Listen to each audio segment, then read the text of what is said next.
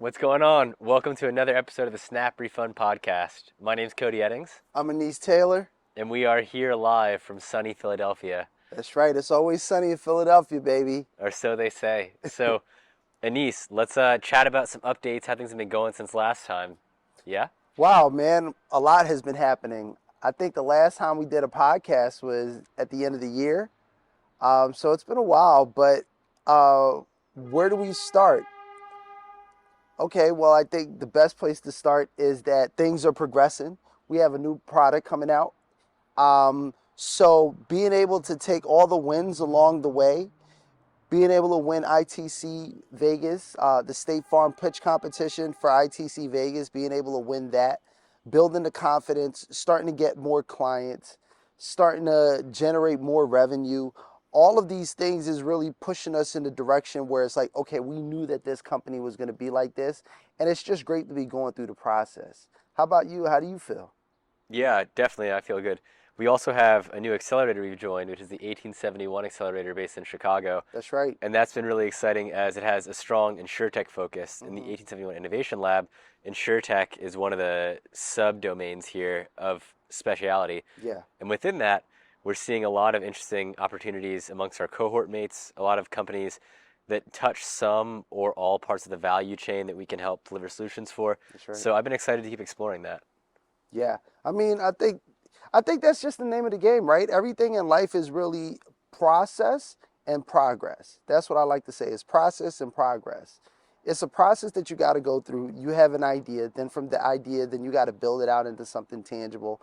Then from something tangible, you got to start figuring out the business. And then as you're going through those steps, there's so many different people that you're going to come across that's going to help you in your journey. And being a part of 1871 is another addition that's helping us through this journey. But what's really incredible for me is that as we've been through the other accelerators, it's given us so much experience that being a part of this accelerator, we already know what to expect. We already know what to do. We already know how to carry ourselves. And going through that process is really what got us there. So to me, I think it's an exciting time. I also think that it's also really the beginning of something really big getting ready to happen. And we could say it's the beginning and how everything can happen in just one night, but it's been taking us years to get to this point, but things are really starting to pan out.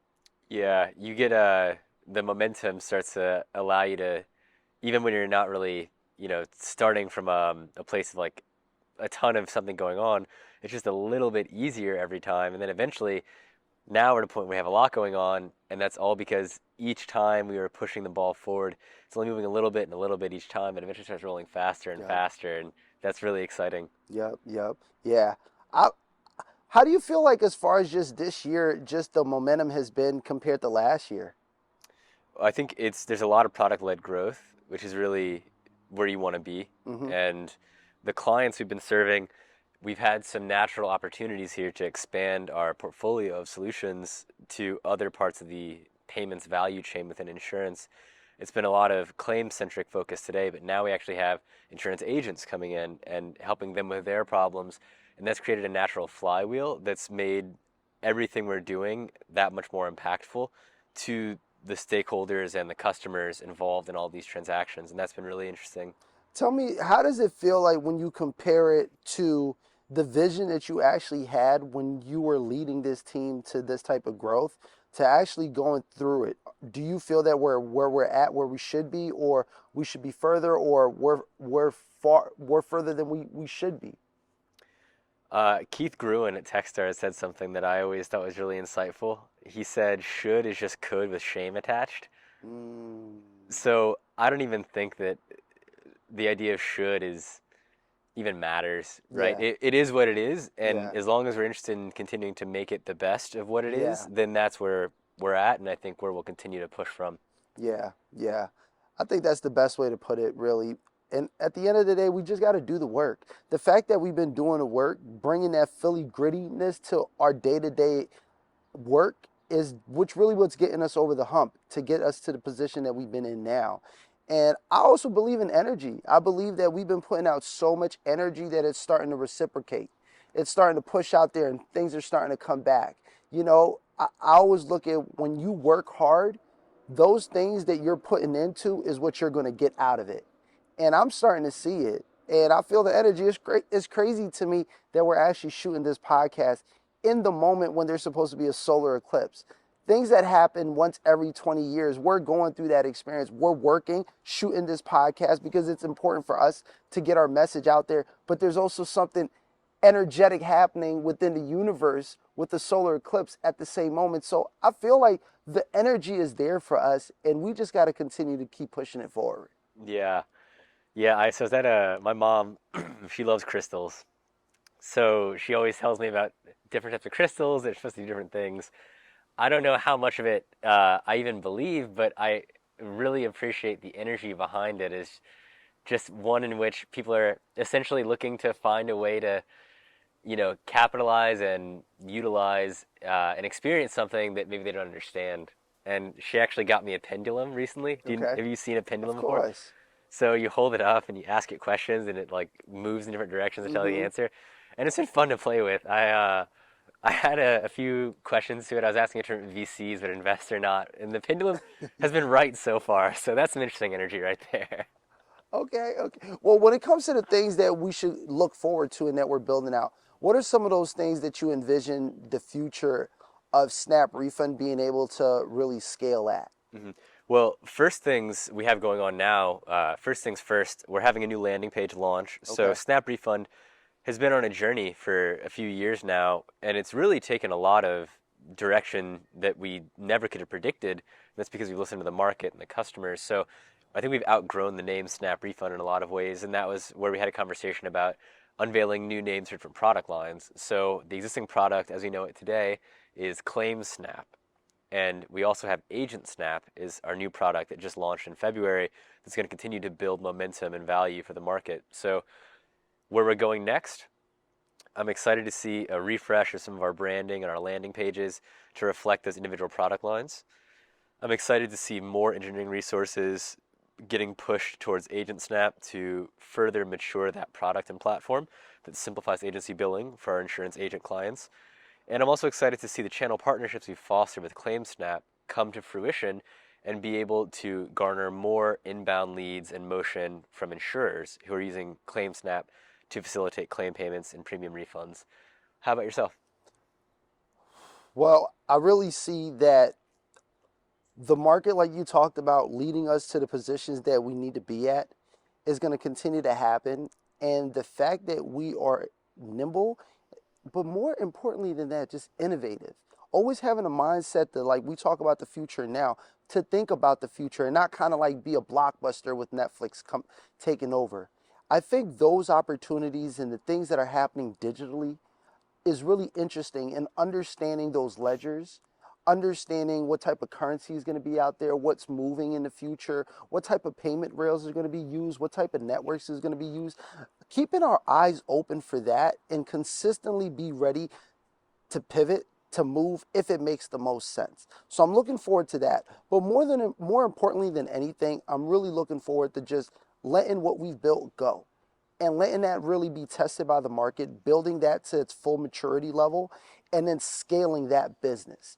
That's something that I'm really looking forward to because we're past that seed stage. Now we're starting to sprout. Like, it's starting to sprout. You see the tree starting to grow. And yeah, I really want to continue to push that in the future to get us to that point that we need to be in order to be successful. Yeah, some of the things that I used to look forward to back when we first started on this journey that I thought would be the hallmarks of success were really only the baby steps towards a future Mm, I couldn't even imagine. yeah. And I Like, think, go ahead. no, like what?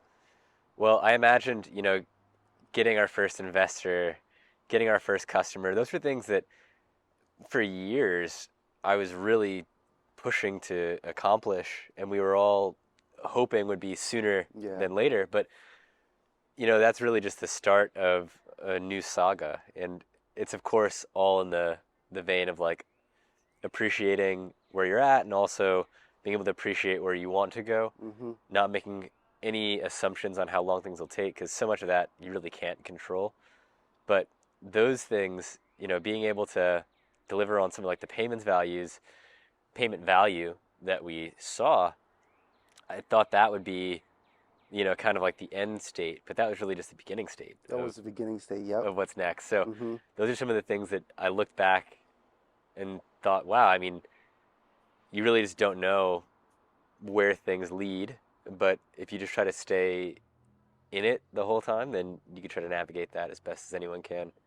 How do you feel that as you're starting to get more recognized in the work that you're doing and the platform that you're building and the business that you're building, now starting to hear the critiques from individuals that possibly could want to be where you're at doing what you're doing, but as opposed to being unknown, now being known. How do you navigate that?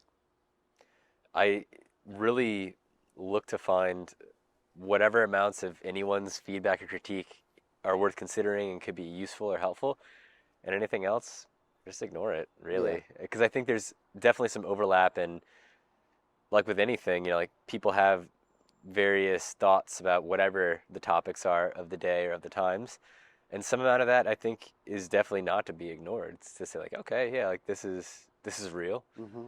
And then some amounts of that you have to appreciate also are going through someone else's lens of bias and whatever that looks like for them individually. So there's only so much I think that you can benefit from by internalizing everything. So just finding the things that matter, and making that the focus of what you're going to take from anything that's being said, I think is a pretty healthy mindset. Yeah, it's got to be a healthy mindset. You always got to be listening, right? I think that's been the biggest thing that's made us the most successful is the fact that we're always listening. We're listening to our customers. We're listening to advice. We're listening to critique. We're listening to the positive things. And from there, then we're just analyzing it, filtering it, and then creating those results that we're looking for that's going to get us better. But it really starts with being able to listen. And as long as you continue to do that and never feel that we're past that point where we can't listen, I think that really speaks volumes to what type of company that we're going to be in the future, and what type of leaders we'll be. Yeah, well said. So as we've gone through Q1 now, are there any highlights that you want to share? Yeah, there's a lot of highlights, but the one in most particular is having the idea for Agent Snap and being able to build it out from concept um, to being live in less than 2 months. Being able to do that, and not only that, continue to make that grow. That has been really exciting because that's what we started this business for, was really building out a tool that could help people get greater control of their money, a financial technology tool that could help people. And we're doing that. We are doing that. We've transacted over $1 million.